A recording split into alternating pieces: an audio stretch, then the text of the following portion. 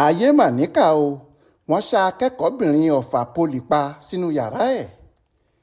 Inú ìbẹ̀rù ńlá làwọn akẹ́kọ̀ọ́ iléèwé gbogbonìṣe tìjọba àpapọ̀ tó wà nílùú Ọffa Federal Polytechnic Ọffa ní ìpínlẹ̀ Kwara, pàápàá jùlọ ẹ̀ka tí wọ́n ti ń kọ́ wọn ní ìmọ̀ nípa oúnjẹ food technology wà títí di àsìkò yìí. Èyí kò ṣẹ̀yìn bí àwọn agbébọn kan ṣe lọ ká ọ̀kan nínú àwọn akẹ́kọ̀ọ́ ẹ̀ka náà, omidan Tóyìn Bámidélé, mọ́nú ilé ẹ̀ tí wọ́n sì ṣá a pa síbẹ̀. Aláròyé gbọ́ pé lọ́jọ́bọ̀ tọ́sídẹ̀ẹ́ ọjọ́ 16 oṣù kọkànlá yìí nìṣẹ̀lẹ̀ náà wáyé. Kò sì sẹ́ni tó tí ì lè sọ àwọn tó ṣiṣẹ́ burúkú náà, bóyá àwọn adigunjalè ni tàbí àwọn agbanipa, àti ohun tí arẹwà ọmọbìnrin náà ṣe fún wọn tí wọ́n fi dá ẹ̀mí rẹ̀ légbodò.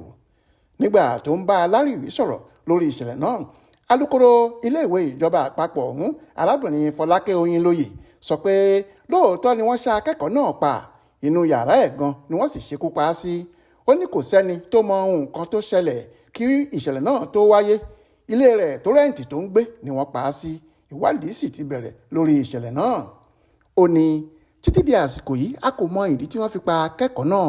Bákan náà ni kò sẹ́ni tó mọ àwọn tó ṣiṣẹ́ ọ̀hún, ṣùgbọ́n nǹkan tá a lè fìdí ẹ̀ múlẹ̀ ni pé wọ́n ṣá a pa ni.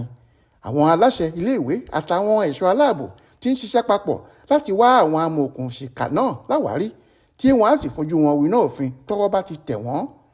Oyinlóye júwe ikú akẹ́kọ̀ọ́ náà bí èyí tó gbomi lójú ènìyàn tó sì bani lọ́kàn jẹ́ gidigidi. Ó ní àdánù ńlá ló jẹ́ fún gbogbo àwọn aláṣẹ àti òṣìṣẹ́ Ọffa Poli.